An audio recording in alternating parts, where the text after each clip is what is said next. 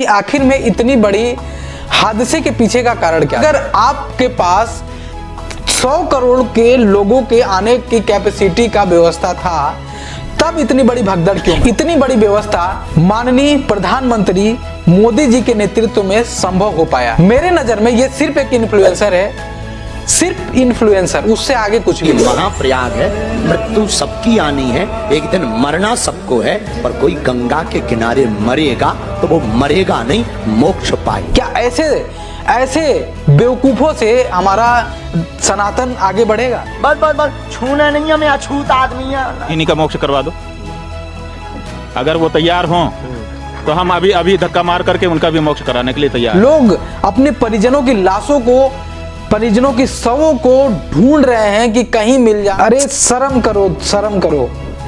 किस विचारधारा में होते हो आप लोग, क्या सोचते हो, कैसी मानसिकता आप लोग। दिमाग वाली बातें जब कोई व्यक्ति कर रहा है उस पर आप तालियां बजा। ये घिनौना इंसान जो सीधे पैर छूने से मना कर रहा है और ये सनातन जोड़ो यात्रा चला। तेरे घर में तेरे माँ बाप के साथ, तेरे भाई के साथ, तेरी बहन के लोग एक दूसरे से नफरत करने लगे हैं। आप में से किसी को आतंकवादी बना सबके लिए खाने पीने की व्यवस्था, बिस्तर की व्यवस्था, जितना उनसे हो सका उन लोगों ने करने का प्रयास किया। ये अपने आप को जगत गुरु कहते हैं। ये जगत गुरु राष्ट्रपिता महात्मा गांधी ने ये बात मानी।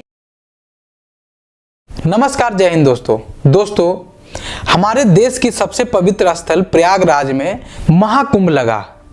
उस महाकुंभ में लाखों करोड़ों की संख्या में पब्लिक आई, लोग आए, श्रद्धालु आए।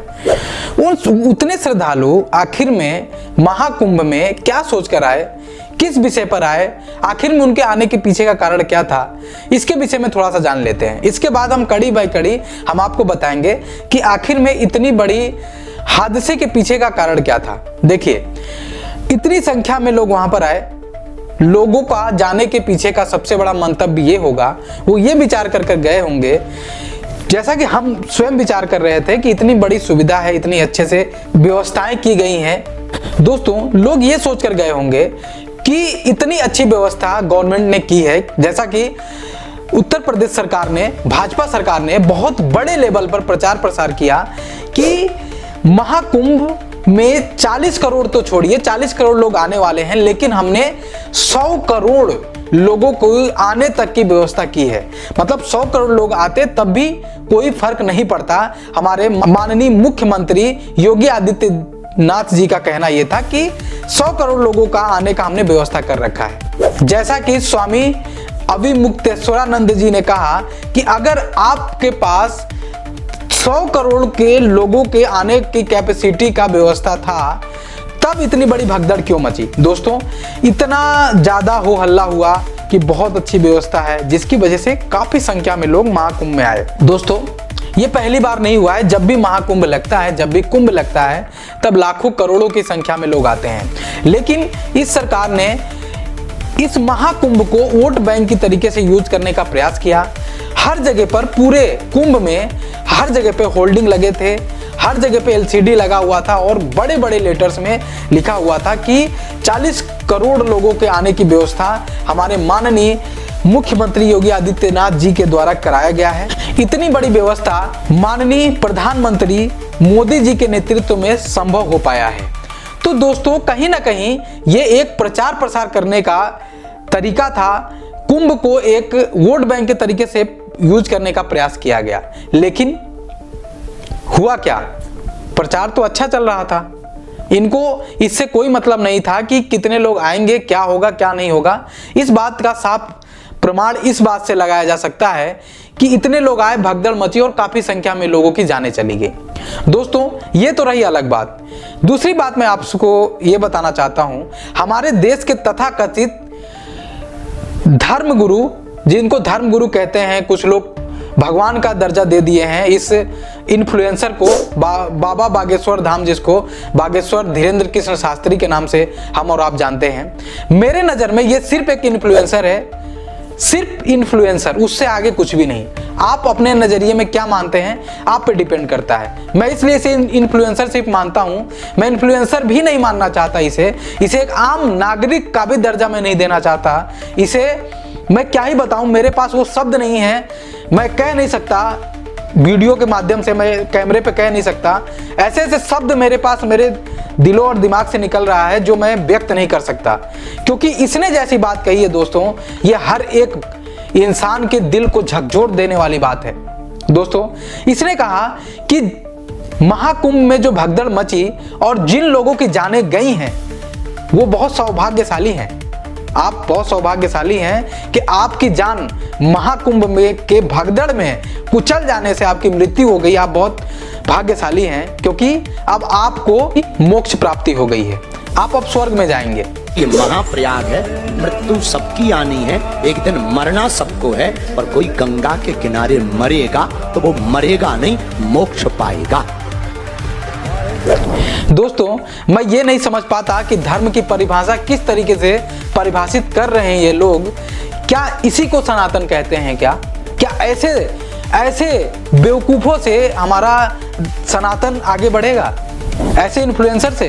दोस्तों, आप सोचिए, जिनके घरों में दिए नहीं जल रहे हैं, बहुत से ऐसे लोग हैं जिनके आंखों से आंसू नहीं रुक रहे हैं, उन लोगों की दिलों पर क्या बीती होगी जब उन्होंने इस बाबा की बात सुनी होगी। और दोस्तों, मैं आपसे ये भी बता देना चाहता हूँ, इस महाकुंभ में बहुत डिफरेंट टाइप के एंगल्स हैं। उसमें मैं बात करने जाऊं तो बहुत गहराई में बात हो जाएगी, बहुत बड़ी बात हो जाएगी, लेकिन कुछ मुद्दे मैं आपसे बताना चाहता हूँ। ये वही बाबा है जिसने कहा था कि जो कुंभ में आकर स्नान नहीं किया वो देशद्रोही है। तो दोस्तों, कहीं ना कहीं ये भी जिम्मेदार है इस भगदड़ का, कहीं ना कहीं यह भी जिम्मेदार है उन लोगों के मृत्यु का जिन्होंने कुचल कर जिनकी जानें चली गई हैं, पैरों के तले दब कर जिनकी जानें गई हैं। क्यों जिम्मेदार है? मैं भी सोचा, जब इसका मैंने वीडियो देखा तो मैंने सोचा कि यार, देशद्रोही बनने से अच्छा तो ये है कि चलते हैं, क्योंकि सनातन का बहुत बड़ा महापर्व है, इतनी अच्छी व्यवस्थाएं माननीय योगी आदित्यनाथ जी ने, उत्तर प्रदेश सरकार ने की है, चलते हैं, पूरे परिवार के साथ जाएंगे, बच्चे भी जाएंगे साथ में, क्या दिक्कत है? कुछ नहीं होगा, बहुत अच्छी व्यवस्था की गई है। और मैं सिर्फ अपने जाने तक की नहीं, मैं बहुत लोगों से ये बात कहा, अपने रिश्तेदारों से कहा कि जाना चाहिए, बहुत अच्छा व्यवस्था किया गया, कोई दिक्कत नहीं होगी। मैं बच गया, मैं नहीं जा पाया, मैं भी जाने वाला ही था। तो मेरे जैसे बहुत से लोग ये बात सोचकर उस महाकुंभ में मां गंगा का स्नान करने के लिए गए होंगे, ये सोचकर कि देशद्रोही नहीं बनना है, देश से हमें प्यार है।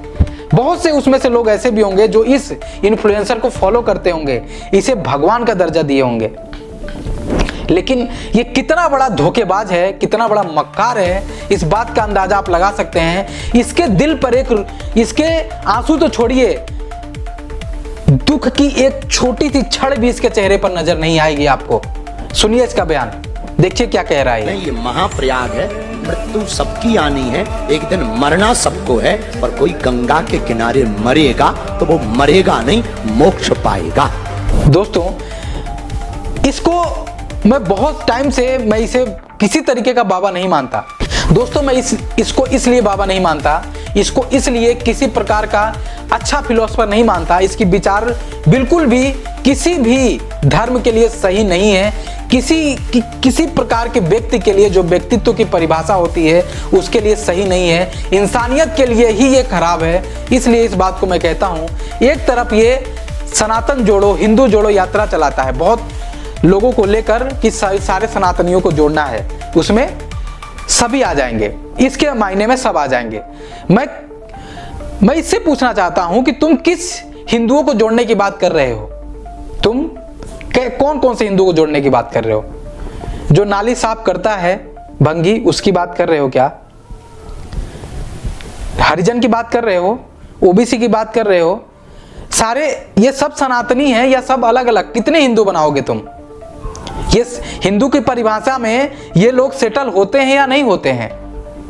ये सवाल इसलिए मैं कह रहा हूं दोस्तों, क्योंकि देखिए एक वीडियो ये क्या कह रहा है। दोस्तों, एक व्यक्ति एक हमारे समाज की बनाई हुई धार्मिक प्रवृत्ति के हिसाब से, जातगत समाज की संरचना के हिसाब से, एक निचले समाज का व्यक्ति जब इसका पैर छूने के लिए जाता है, आइए, आप हैं जीवन,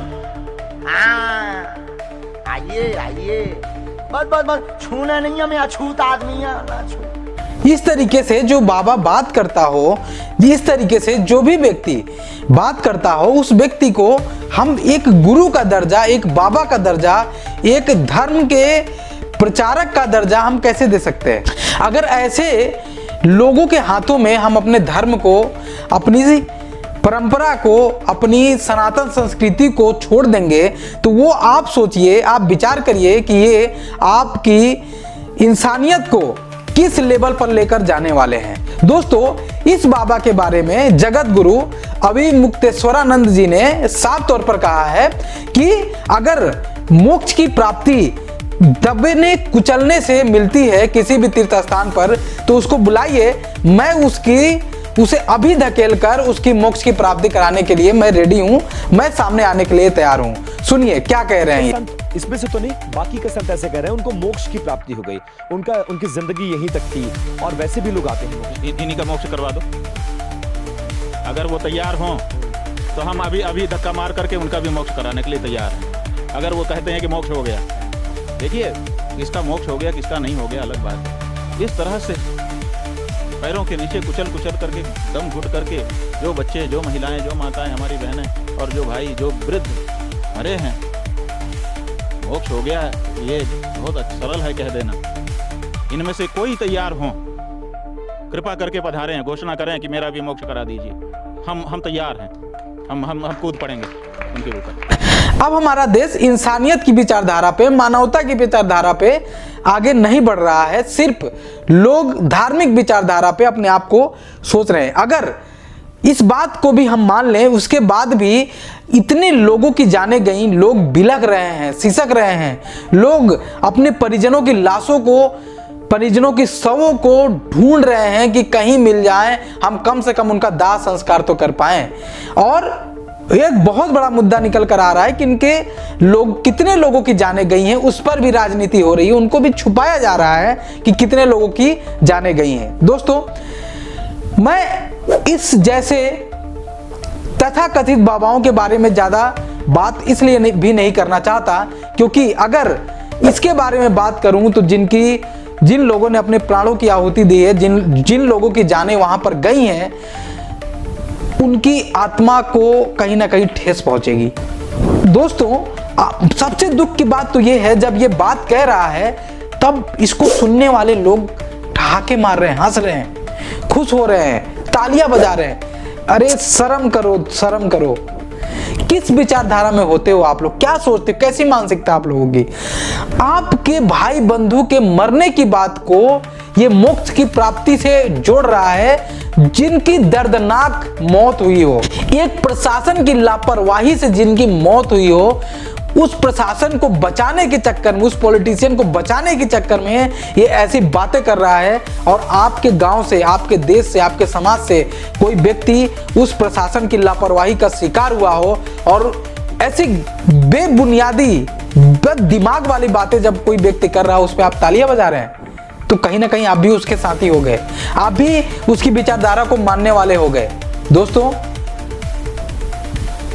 जिसके घरों में दिए नहीं जल रहे हैं, जो सिसक रहा है, बिलक रहा है, जो बच्चे दब कुचल के मर गए, जिन बच्चों के सपने टूट गए, जिन बच्चों की माएं उनसे बिछड़ गई, उनके माँ बाप उनसे बिछड़ गए, मर गए, उन बच्चों के विषय में सोच कर देखिए कैसा आपको प्रतीत होगा। थोड़ा सोच कर देखो, अपने दिल से सोचो।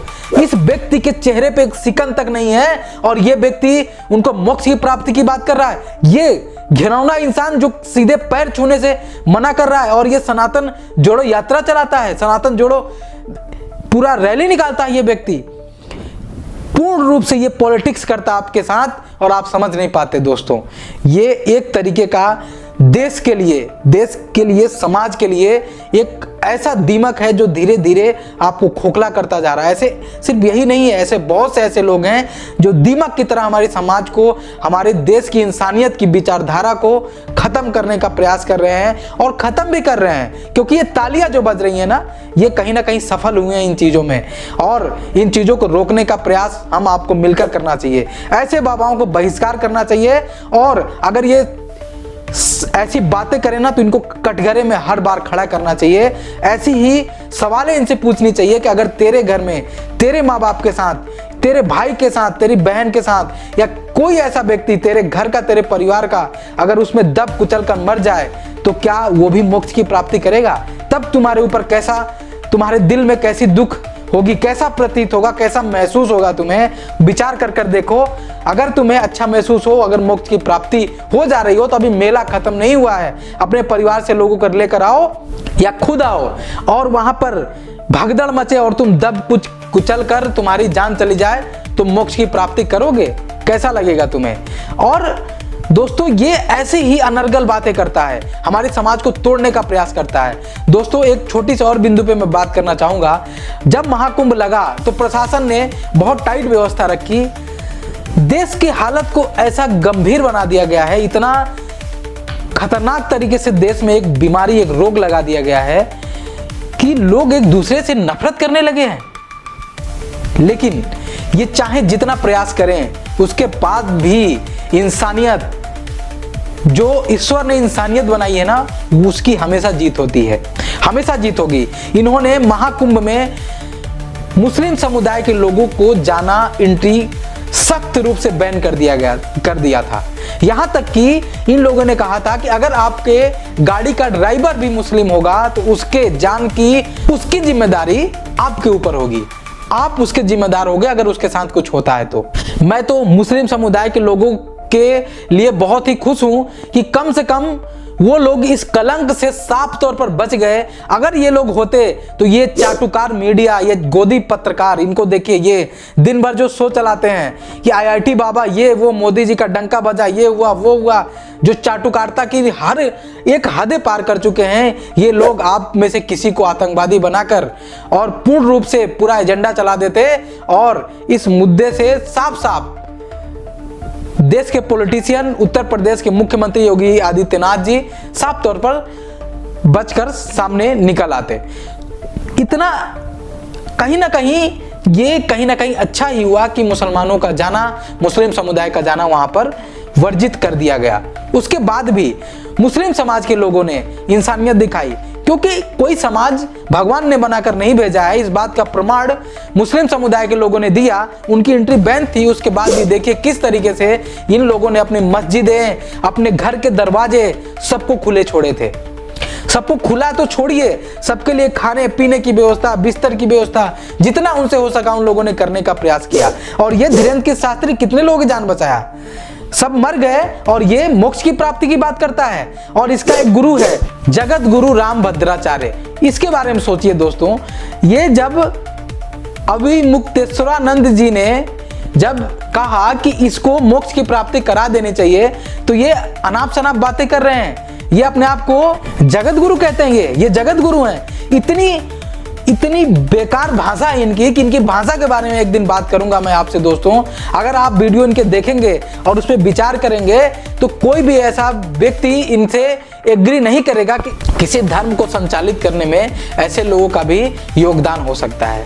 दोस्तों ये साफ तौर पर इस इन्फ्लुएंसर धीरेन्द्र के शास्त्री को बचाने का प्रयास करते हैं हर बार। तो दोस्तों इन सब ऐसे इन्फ्लुएंसर से आप साफ तौर पर बचें।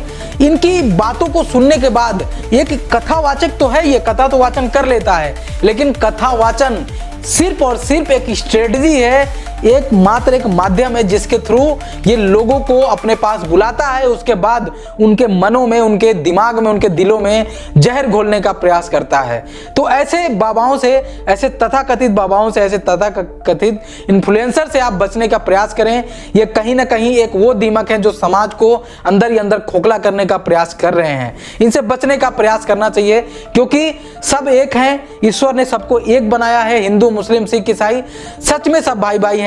दोस्तों जब हमारे राष्ट्रपिता महात्मा गांधी ने ये बात मानी है, मेरे हिसाब से उनसे बड़ा कोई भी गुरु नहीं हो सकता, उनसे बड़ा कोई भी बाबा नहीं हो सकता, उनसे बड़ा कोई भी देश प्रेमी नहीं हो सकता, क्योंकि उन्होंने देश के लिए जो किया है उसके ऊपर अगर आप विचार करें, सही से विचार करें, तो मेरे हिसाब से उनसे अच्छा गुरु, उनसे अच्छा बाबा, उनसे अच्छा समाज सुधारक कोई हो ही नहीं सकता। ये मैं नहीं कह रहा हूं, बहुत से ऐसे महान हस्तियों ने उनका लोहा माना है। तो मैं ऐसे लोगों को मानता हूं उन लोगों ने कहा है कि सब एक दूसरे से प्यार करें, मोहब्बत करें। यही किसी देश की विचारधारा हो सकती है, किसी देश को आगे बढ़ाने में सबसे ज्यादा भूमिका यही स्ट्रेटजी निभा सकती है। इसलिए ऐसे बाबाओं से बचें, और अगर ये ऐसी बातें फिर से करे तो आप भी इससे सवाल पूछें, अपने जिस भी सोशल मीडिया प्लेटफॉर्म पर आप हैं उस पे सवाल पूछें कि अगर तेरे घर में ऐसा हो जाए, जो भी हो, ऐसी लैंग्वेज में बात करें इनसे, क्योंकि जिस तरीके की इसने बातें कही है, क्योंकि जितनी बड़ी आपकी ओहदा होता है ना, जितने ज्यादा आपके पास फॉलोअर्स होते हैं उतनी बड़ी आपकी जिम्मेदारी हो जाती है। अगर किसी भी तरीके से आपने फॉलोअर्स को जुटाया है तो लाखों करोड़ों की संख्या में लोग आपको देखते हैं, तो आपको कम से कम बात करने से पहले 1000 बार विचार करना चाहिए कि आप क्या कहने जा रहे हो। उससे किसी की आस्था पे, किसी के दिलो दिमाग पर क्या असर पड़ सकता है, देश के ऊपर क्या प्रभाव पड़ सकता है। तो दोस्तों, आप इस इन्फ्लुएंसर के बारे में, ऐसे तथाकथित बाबाओं के बारे में आप क्या विचार रखते हो? आपके हिसाब से जैसी बात इसने कही है, देशद्रोही देश के लोगों को बनाया है, जो लोग मृत्यु को पा गए उनको मोक्ष प्राप्ति जैसी बातें कह रहा है, आपके हिसाब से ऐसे बाबाओं के साथ क्या होना चाहिए? क्या सच में ये बाबा हैं? इनको क्या आप भी बाबा मानते हो? क्या इनको आप भी किसी धर्म का गुरु मानते हो? क्या आपको लगता है कि ऐसे लोग किसी भी धर्म को संचालित कर सकते हैं, किसी धर्म के गुरु बन सकते हैं? आपके विचार में ये क्या है? कमेंट सेक्शन में अपनी राय साझा करें। अगर वीडियो अच्छी लगी हो, अगर जानकारी अच्छी लगी हो, अगर आपको सच में लगा हो कि ऐसे लोगों के साथ जो लोग ऐसी बातें करते हैं उनके लिए कोई ना कोई आवाज उठाना चाहिए, तो हमारे वीडियो को लाइक करें और चैनल को सब्सक्राइब करें, ताकि इसी तरीके के इंफॉर्मेशन, इसी तरीके की कड़वी सच आप तक पहुंच सके। जय हिंद, नमस्कार।